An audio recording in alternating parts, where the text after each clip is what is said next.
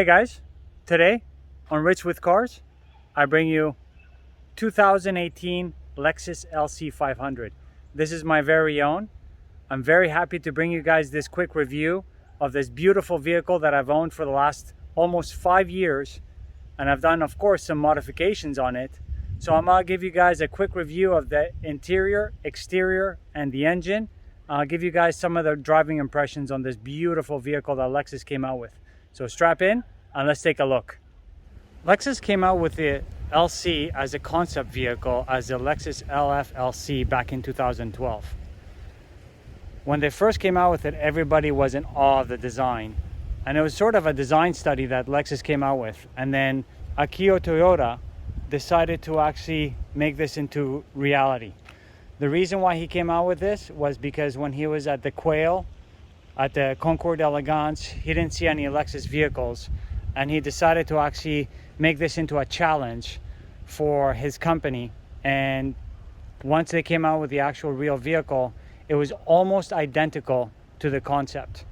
They finally unveiled it in 2016, and they actually released it in 2017 as a 2018 model.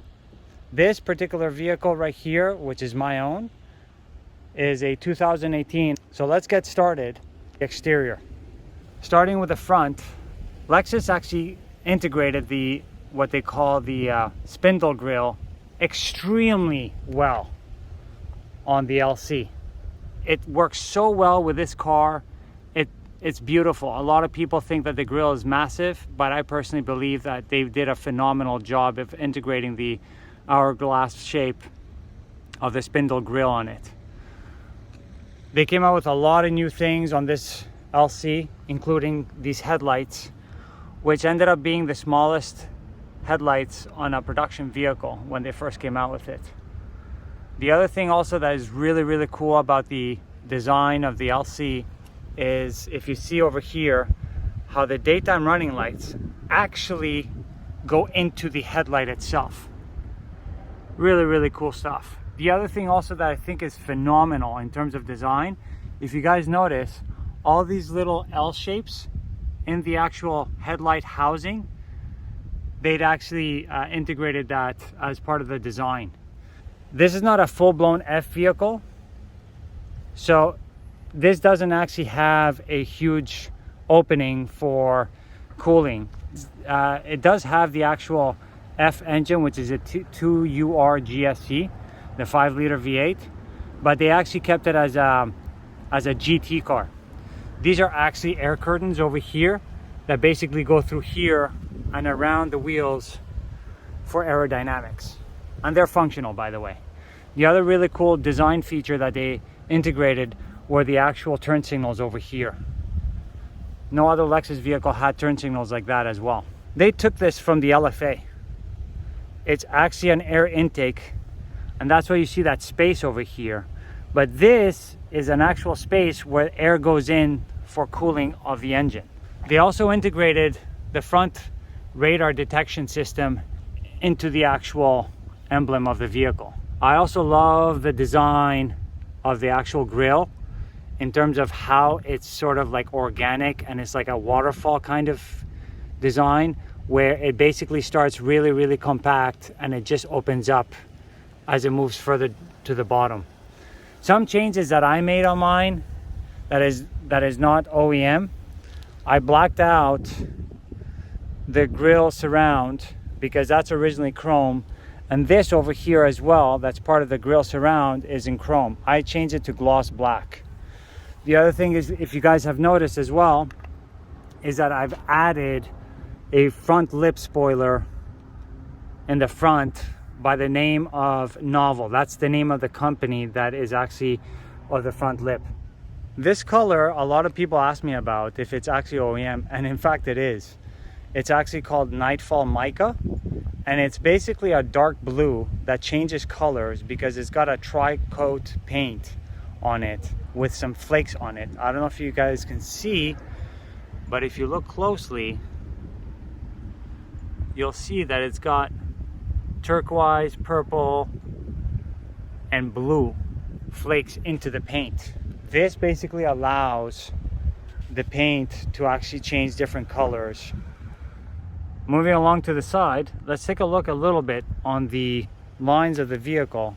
A lot of GT cars, if you notice, will have a line over here that basically does not meet with the actual A-pillar. It goes below the A-pillar. What Lexus decided to do here with the design of the actual LC is that they actually brought the hood line all the way to the A-pillar, which I find is actually very, very distinct in the way that it looks. In terms of wheels, I changed the wheels. Naturally, they actually come with brushed aluminum 21-inch wheels. I changed mine to a 21-inch wheel as well, but I changed the actual, of course, design. And as you can see, I went with a two-piece forged wheel by BC Forged. I also decided to go with titanium hardware that shows on the front over here, and if you notice, the blue of the titanium over here kind of matches with the color of the vehicle.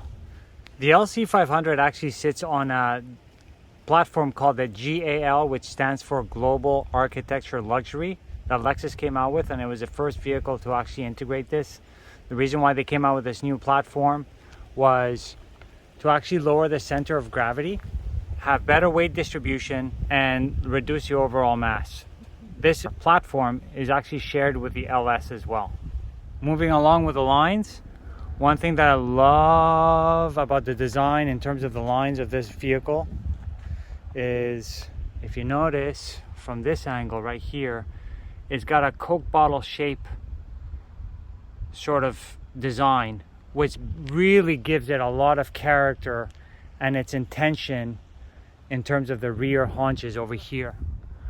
We see that the lines on the LC on the side are very, very clean.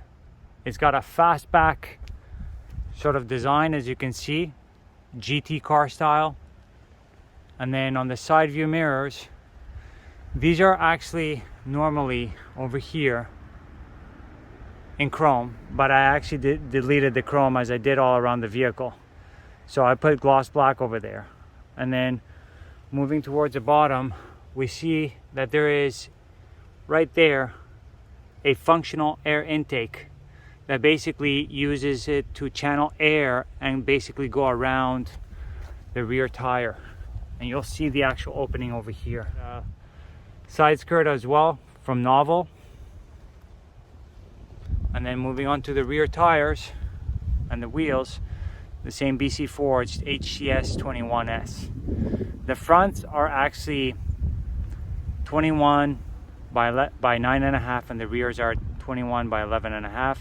These are actually wrapped in the rear by 325, 30, 21. And the fronts are 265, 35, 21. The other cool thing about the LC is how they managed to give it sort of a floating roof line over here, which is why they blacked out this portion right here to give it a floating roof look.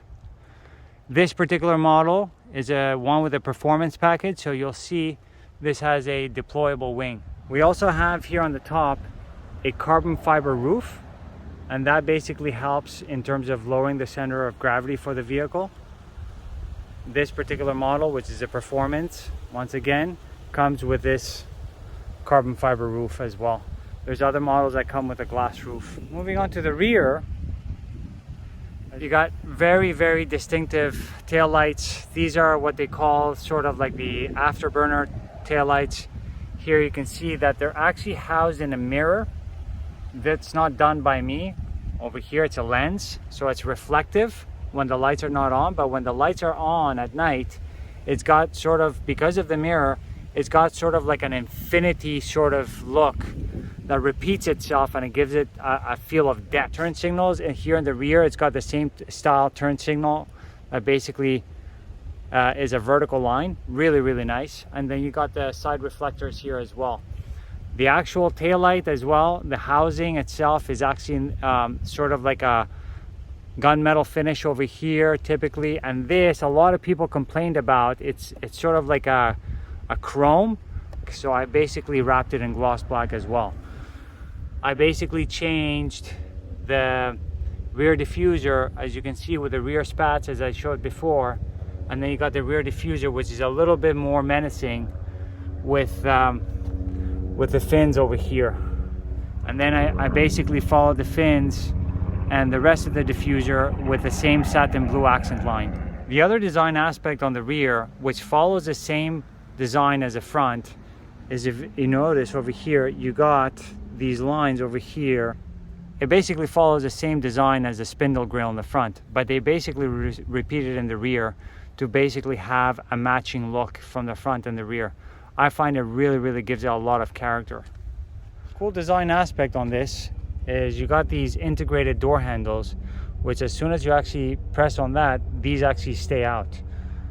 Really cool thing that Lexus did. You got the Lexus logo right here to give it more of a sort of personalized look and a custom look as well. As we move into the inside, we'll see that I went with the red interior. And here on the door panel, you can see Lexus actually made an effort to actually keep the weight down, despite the fact that this car is very heavy, about 4,300 pounds, give or take. But the interior door panels of the LC are actually CFRP, which is carbon fiber reinforced plastic. This material was used not only here on the interior door panels, but it was also used on the interior panel for the trunk lid, which I'll show you right now. See right here. All that is carbon reinforced plastic as well. You'll see it. So moving along to the interior, this is probably one of my favorite interiors of any vehicle design wise. Lexus went all out on this. I mean, they did a phenomenal job. I would say it even goes up there with other exotic brands like Aston Martin in terms of GT cars. I think they did a great job. So here we got leather. All the materials over here are real, and Lexus did not skimp on anything. That's Alcantara over here. Really nice design aspect with the actual lines as well. Red leather over here. You got some more leather over here. And then for the performance package, you got a carbon fiber door sill. You got the housings for the sound system, which is by Mark Levinson. And then you got the actual memory seats and your window controls over here. You can have auto or close the actual side view mirrors and choose between left and right, window lock as well. The seats on the LC are probably also one of my favorites. I'm not being biased in any way whatsoever, but I think despite the fact that they're only 8-way powered, I still think that in terms of the design of the seat and the actual comfort, it's great. I've actually taken this car on long trips, over 500 miles to and from, and I really didn't have any issues with my back or anything like that. This is a seat that actually comes with a performance package itself. And it also comes with another package, I think is a sports package. I'm not sure what it's called, but there's another seat as well. These are actually a little bit more bolstered, as you can see here on the sides of the back, and then on the sides of the actual lower area as well. And then you got additional shoulder bolstering over here as well. You got this little strap over here to actually keep the seat belt within reach. Your trunk, your HUD, your heads-up display, you can turn it on or off, and your gas cap filler button as well. And here you got your interior lighting for the dash adjustment with your different settings for the odometer as well. And then finally, you got aluminum pedals for the footrest, the brake, and the gas. So the interior over here, we have the steering wheel, which I think they did a phenomenal job. This is actual stitched leather over here, alongside with some leather on the actual wheel itself. The only thing I would say that I'm sort of dissatisfied about is this portion right here, which is in plastic. I think they could have done something a little bit better. Aside from that, very good job as well. You got paddle shifters here, which are made out of magnesium. On the side, you have a controversial type of control. Here you have your traction control and your snow modes. And then here you have all your different drive modes, which are basically comfort and eco, normal or custom when you press it inside, and then you have your sport and sport plus when you turn it up. I'll show you how it looks like on the actual dash when you change the different modes.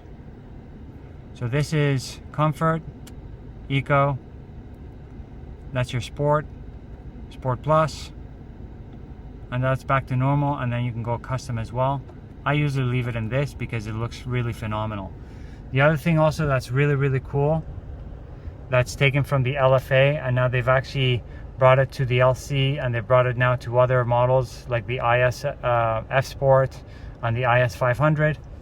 If you press on this button, it'll basically give you more functionalities, and then you'll see the actual gauge cluster physically moving towards the right. Look at this. And then you have more functionality over here as well. You have your gear selector over here, which is an electronic gear selector.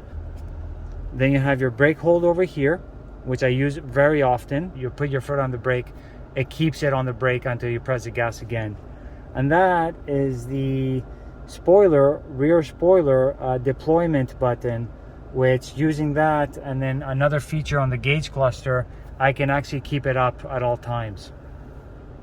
Of course, the controversial pad over here that Lexus now went away from on the new NX and the new LX, but they actually kept it for the LC even up to the 2022 model. I personally have no issues with it. Of course, you have some time to actually get used to it, but then you have some shortcut buttons like the map, main menu over here, and back buttons. Then you have your volume knob over here. This volume knob, a lot of people have said it, and I concur as well, feels phenomenal if you are turning it. And then you have some knurled scrolling sort of dials over here. That's for your seek and track, and that's for tuning as well. And then you have your HVAC controls, which will basically bring you to different controls of the HVAC. You can go even deeper, but you'd have to go through the menu itself. If I show you over here, and it brings you some more. Like I mentioned before, by pressing that button with the up arrows, gives you additional menus as well. The only bad thing that I would say from this, which I would concur with some other people, is that you don't have any physical buttons for the heated and cooled seats. But what Lexus did is they actually did a button over here, concierge, which basically is like a full-blown auto. So what that means is that when you turn on or toggle on the concierge, what ends up happening is that whenever you actually adjust the temperature here, the car itself actually adjusts everything, including the seats, to the desired temperature itself. I think it's a phenomenal thing. I personally use it all the time, and I think it's a great idea. So I don't actually need to use the actual physical buttons, but it would have been nice to have it regardless. And you have this button over here, which is an electronic button to open up the glove compartment. These really beautifully designed door handles. Lexus came out with this design on these door handles first on the LC, and it's trickled down to the lower models now, which looks phenomenal in my opinion. Then finally we have the middle compartment over here, which is through a button over here. You basically press a button, slide it back, gives you some additional storage room over here. Not really in the shape of a cup, but it is what it is. You have another smaller compartment over here, which is where I actually store the remote to my Army Tricks exhaust, which you guys will hear a little bit later on. And then, of course, there's a small handle over there, which you open, and you have some more compartments over here. You have your cigarette lighter power over there, and some USB plugs in there. It's basically USB, I think USB-A, it's not USB-C. So that's the only bad thing, but it is a 2018 model. I'm not sure if the 2021s or 2022s will have USB-C. You actually close this up, and then if you press it, so it's kind of slow. Let's do it again. Very, very cool. More stitching over here, really nice. Leather over here as well. This, keep in mind, this is not leather. It's a more durable material because it's supposed to be a place where you can rest your hand or your wrist.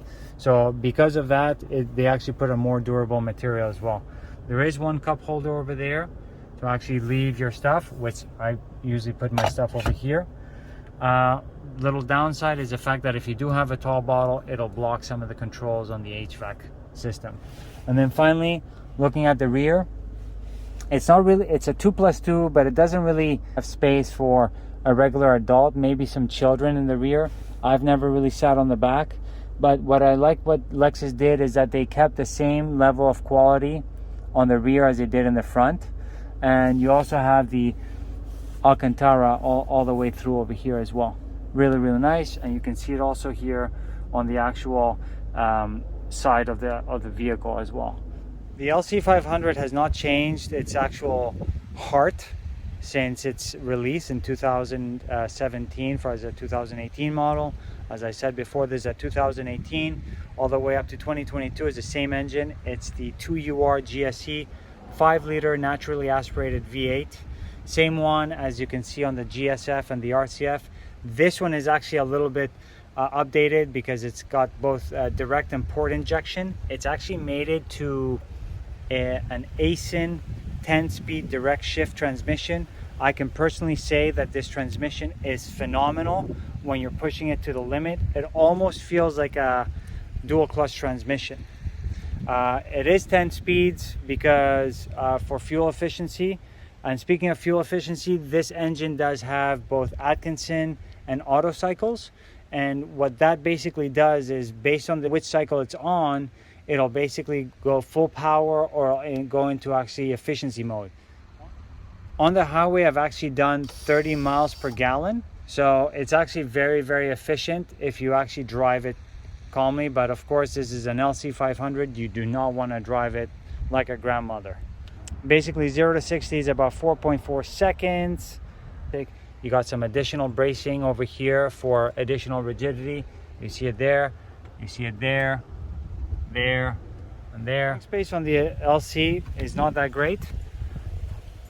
As you can see over here, it does come with a cargo net to secure some of the items, but the opening itself is not that huge. I've actually used this on long trips, but I was able to actually put in, let's say, two roll carry-on luggages alongside with 3 duffel bags with no issues whatsoever. It is actually big enough to put in a golf bag.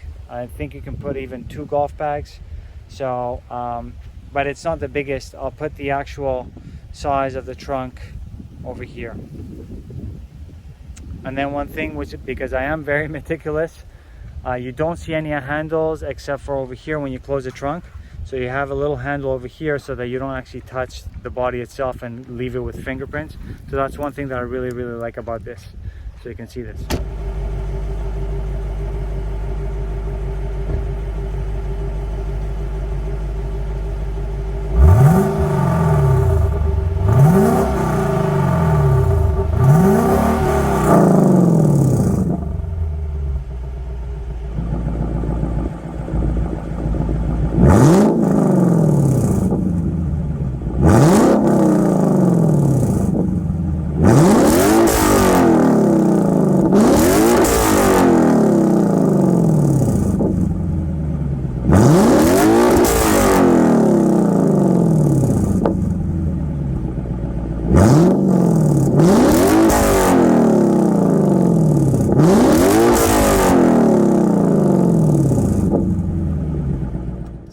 Here's a quick outlook on my driving impressions of the LC. I've driven this car for about 5 years now, and I can say that I'm completely in love with it still.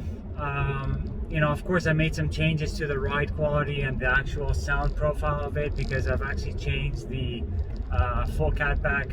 So I removed the OEM and I put an Army Tricks full catback exhaust on this. Right now it's on quiet mode, so I can actually talk, but I'll turn it on so that you guys can hear a little bit of what it sounds like from the interior once I open it up. But in terms of drivability, it's a great you know, daily driver in my opinion. I try to drive it as much as I can. Unfortunately, because I did drop the suspension and I put the lip kit, it is very difficult to drive on a daily basis just because of the actual ground clearance. Now, in terms of comfort, it's a great, comfortable vehicle to drive, but at the same time, when you want it to be aggressive, it can be. I've driven this car on the track, on several different tracks, which include Daytona Speedway, the Sebring International Raceway, and also Road Atlanta, and I think it's held up very well despite the fact that it is a heavy car. Like I mentioned before, I think it's about 4,300 pounds, but this car hides its weight very well. It's got a low center of gravity, it's got a great weight balance, and at the same time, it's got rear wheel steer and a limited slip differential as well. Put all those things together, despite its weight, it actually handles quite well.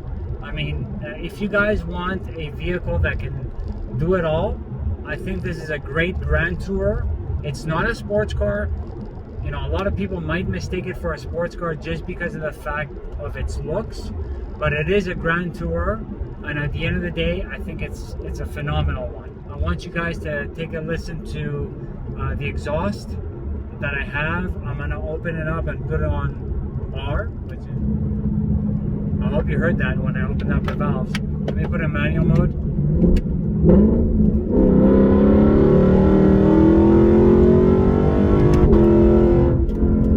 Yep, sounds great. I love it even to this day. After owning it for so many years, even to this day, I still smile quite a bit when I get into this car and I drive it. I hear the downshifts.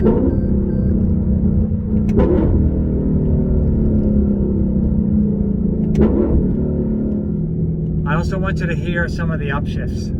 Here you go. And you'll hear how quick they are. Almost, honestly, almost like a dual clutch transmission. Now listen.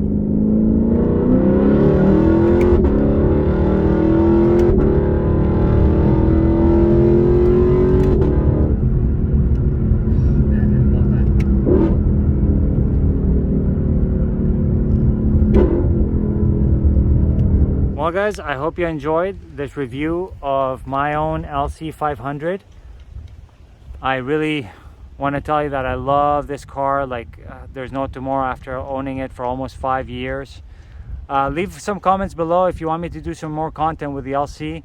I need some ideas of what to do with it because I don't know what else I can actually talk about. But feel free to comment below. Don't forget to like and subscribe, and I hope you guys enjoyed it. Until next one, take care.